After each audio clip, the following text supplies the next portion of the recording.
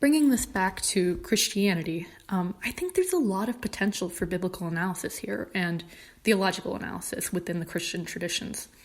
I think we could talk more about what does it mean if God made people who don't want sex? I know there is the cultural conservatism in a lot of places where don't have sex until marriage, but there's also a Christian viewpoint where sex is a form of intimacy and love that God gave to bring people together, because otherwise sex wouldn't feel good and there wouldn't be so many happy bonding chemicals released when you're done.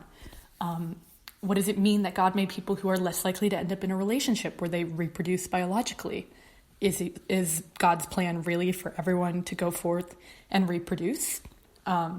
Because that seems to be a pretty central tenet of most Christian traditions, that you need to go and have children. What does it mean if God made people that are less likely to do that?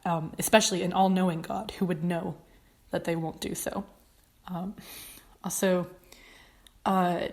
it's messing with gender and nuclear family expectations, like I just said. So God made people end up in queer platonic relationships, which doesn't quite fit into the neat box for the sacrament of marriage that most Christian traditions have.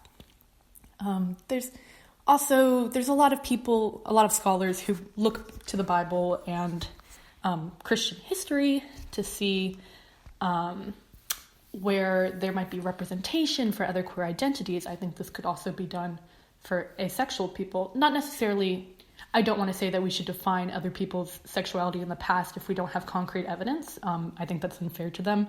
But I think it is fair to read in possible interpretations of what facts we do know about them. It's, especially if we're going to go through and comb through the Bible to examine so many other figures in it, it's only fair to do it with this lens as well. Bringing it to queer theory again, if gender and sexuality are performance, like Butler and Marshall say, how does that apply to ace people, to people who are chaste? Is abstinence still holy? Is it still the same if you're not doing it mainly because you just feel no desire to do so? How does the ace spectrum work in terms of religion? Like, there's a lot to examine here. There can be a lot of biblical arguments. I'm hesitant to lay any out, especially if we don't want to get into apologetics here. But there's just a wide range of possibilities that have not been examined, and I think that's kind of a gaping hole in our queer literature so far and in theological literature that needs fixing.